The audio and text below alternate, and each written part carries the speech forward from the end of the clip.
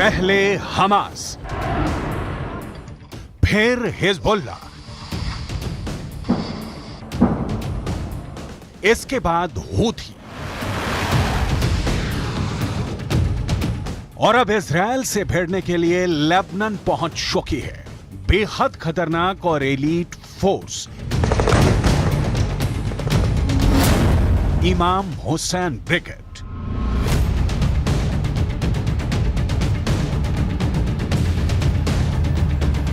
Israel के सैनिक 24 घंटे हर सेकंड आंखों में तेल डालकर इजरायल और लेबनान की बॉर्डर की सुरक्षा कर रहे हैं। और ऐसे वक्त में इजरायल को एक बड़ी खबर मिली है। यह खबर नेतन्याहू के लिए मुसीबत पैदा करने वाली है।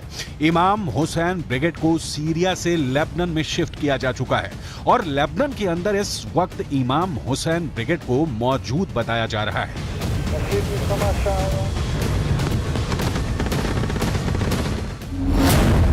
यह दावा इजरायल डिफेंस फोर्स के अरबी भाषा के प्रवक्ता अविचाई अद्राई ने एक ट्वीट के जरिए दी है।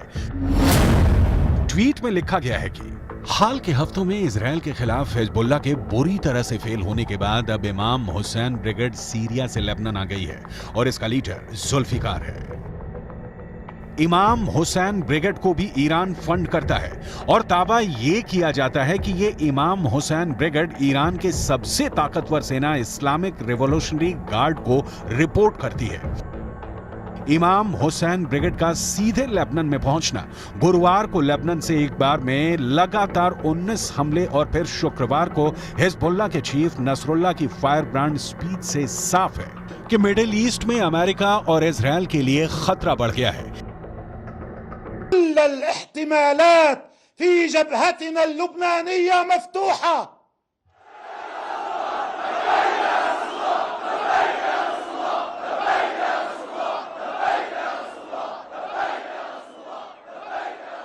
وأن كل الخيارات مطروحة ويمكن أن نذهب إليها في أي وقت من الأوقات. ईरान के राष्ट्रपति इब्राहिम रईसी पहले ही चेतावनी दे चुके हैं कि गाजा पट्टी को क्रॉस करके इजरायल ने रेड लाइन क्रॉस कर दी है। अगर गाजा पर ग्राउंड ऑपरेशन के दौरान हमास, फिलिस्तीन और हिजबुल्लाह ने एक साथ इजरायल पर हमला किया तो इनको रोकना इजरायल के लिए बहुत बड़ा चैलेंज बन जाएगा।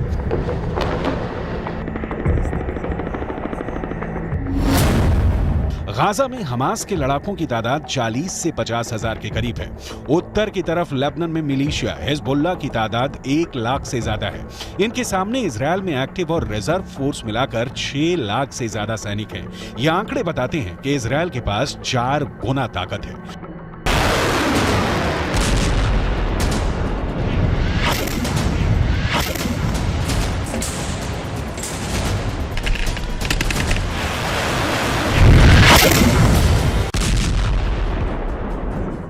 लेकिन हिजबुल्लाह के चीफ नसरुल्लाह से फिर भी अमेरिका घबराता है, क्योंकि नसरुल्लाह के पास अपने ओजस्वी भाषणों के जरिए बड़ा संगठन खड़ा करने की और सैनिकों में जोश भरने की अद्भुत क्षमता है। عمليات المقاومة في الجنوب ودماء شهدائنا وشهدائكم في الجنوب تقول لهذا العدو الذي قد يفكر بالاعتداء على لبنان أو بقيامه بعملية استباقية باتجاه لبنان أنك سترتكب أكبر حماقة في تاريخك ووجودك. सबसे बड़ी बात यह है कि हिजबुल्लाह के पास एक ट्रेंड सेना है जिस पर विजय पाना हमास से भी ज़्यादा कठिन काम है। हिजबुल्लाह के पास हथियारों का विशाल भंडार है। हिजबुल्लाह के पास गाइडेड मिसाइलें भी हैं जो इजरायल के अंदर तक मार कर सकती हैं। हिजबुल्लाह के पास एंटी टैंक मिसाइलों का बहुत बड़ा जखीरा है, जिसकी वजह से इजरायल को नुकसान भी पहुंचा है। ये मिसाइल ईरान से सप्लाई की जाती रही है और ऐसी मिसाइलों का हिजबुल्लाह के पास बहुत बड़ा जखीरा है।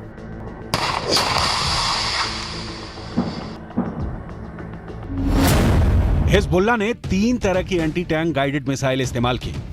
ये है कॉर्नेट, इसकी रेंज 5 किलोमीटर तक है। ये रूस की मिसाइल है, लेकिन अब ईरान इसका देसी वर्जन दहलाविया तैयार कर चुका है और ऐसी बहुत सी मिसाइल अब हिजबुल्लाह के पास हैं। दूसरी है BGM-71 TOW anti tank guided missile. Range है 3.5 किलोमीटर। यह अमेरिका में बनी मिसाइल है, लेकिन अब इसकी नकल ईरान तैयार कर रहा है और उसने हिजबुल्लाह को सप्लाई की है। तीसरी है 85 कॉनकोर्स, रेंज 4 किलोमीटर। यह भी रूस ने बनाई है और अब ईरान में ये दोसान नाम से तैयार की जाती है। तीनों मिसाइल बहुत ही घातक है। 7 अक्टूबर के बाद हिजबुल्लाह सीधे जंग में नहीं कूदा था। इजरायल की तरफ से हिजबुल्लाह को चेतावनी लगातार दी जा रही थी, लेकिन नॉर्दर्न बॉर्डर पर जंग की शुरुआत इजरायल डिफेंस फोर्स की तरफ से की गई, क्योंकि छुटपुट शुरुआती गोलीबारी के बीच सबसे बड़ा और ताबड़तोड़ हमला इजरायल की तरफ से ही किया गया था। हिजबुल्लाह के लड़ाकों की मौत जब शुरू हुई, उस वक्त भी हिजबुल्लाह पसुपेश में था, क्योंकि तब तक भी उसे नसरुल्लाह की तरफ से कोई साफ आदेश नहीं मिला था। लेकिन जब गाजा के अंदर बैप्टिस्ट अस्पताल पर हमला हुआ और बड़ी संख्या में अस्पताल के अंदर लोगों की मौत हो गई, तब हिजबुल्लाह ने लड़ाई छेड़ दी।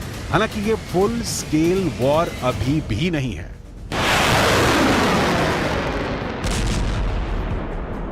और इस 3 हफ्ते की लड़ाई में हिजबुल्लाह के अब तक 50 से ज्यादा लड़ाके मारे जा चुके हैं। अक्टूबर के तीसरे हफ्ते में तो हिजबुल्लाह के 20 से ज्यादा लड़ाके मारे गए थे, जिसके बाद इस जंग में हिजबुल्लाह धीमा पड़ता नजर आया, लेकिन बाद में धीरे धीरे वो इस जंग में फिर वापस आ गया।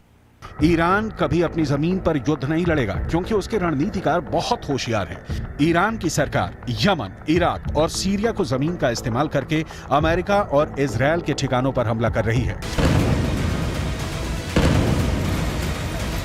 इन देशों में अपनी जड़ें जमाने के लिए ईरान ने बरसों की मेहनत की है और अब वो उसका फायदा उठाना चाहते हैं। लेबनान एक ऐसा ही देश है जो जंग की चपेट में धीरे धीरे आता जा रहा है। लेबनान के अखबार नहार नेट ने यह रिपोर्ट किया है कि इजरायल ने ब्लीडा इलाके के पूर्वी बाहरी इलाके में फास्फोरस बम से हमला किया है, जिसकी वजह से वहां मौजूद आसपास के जंगलों में भारी आग लग गई थी। इन फास्फोरस बमों से लगी आग लंबे इलाके में फैले जंगलों तक फैल गई, जिससे भारी नुकसान हुआ। इजराइल की तरफ से लगातार ये कहा जा रहा है कि लेबनान हिजबुल्लाह के कंधों पर बंदूक रखकर जंग में कूदने का जोखिम ना उठाए, क्योंकि इस बार लेबनान बहुत बुरी तरह जंग की चपेट में आएगा और फिर ये कहकर पल्ला नहीं झाड़ सकता कि इस जंग में उसे हिजबुल्लाह ने घसीटा है। इजरायल के प्रधानमंत्री बेंजामिन नेतन्याहू पहले ही ये कह चुके हैं कि लेबनान को इस बार ऐसा जवाब दिया जाएगा कि वो दूसरी जंग लड़ने के काबिल ही नहीं बचेगा। שאתם עושים פה ומה ששמעתי עכשיו מהמפקדים שלכם זה דבר חשוב מאין כמוהו. אתם הורגים אנשי חיזבאללה שמנסים לתקוף את קו החזית שלנו. אני לא יודע עכשיו, כשאני נמצא איתכם, אני לא יכול להגיד לכם כרגע אם חיזבאללה יחליט להיכנס בצורה מלאה למלחמה. नेतन्याहू के अलावा इजरायल के रक्षा मंत्री योव गैलेंट पहले ही कह चुके हैं कि इस युद्ध में इजरायल का बदला ये तय करेगा कि अगले 75 साल तक इजरायल की जमीन पर रहेगा या नहीं। अभी तक हिजबुल्लाह के 50 से ज्यादा लड़ाकों के मारे जाने की खबरें आ चुकी हैं, लेकिन इसके बावजूद भी इजरायल के रक्षा मंत्री ने बयान ये दिया है कि अभी वो युद्ध को विस्तार नहीं देना चाहते। מנהלים מלחמה בחזית הדרומית כנגד חמאס. אנחנו מוכנים לכל התפתחות בצפון. חיזבאללה סופג נפגעים רבים. יחד עם זה אין לנו עניין להרחיב את המלחמה. אם נידרש לעניין הזה, נדע מה לעשות. הכוחות מוכנים בהגנה. नोट करने वाली बात यह है कि जब इजरायल नॉर्दर्न बॉर्डर पर युद्ध का विस्तार नहीं चाहता है, तब 45 से ज्यादा हिजबुल्लाह लड़ाके मारे जा चुके हैं। तो सवाल यह उठता है कि अगर इजरायल युद्ध का विस्तार कर देगा तो फिर हिजबुल्लाह की हालत क्या होगी।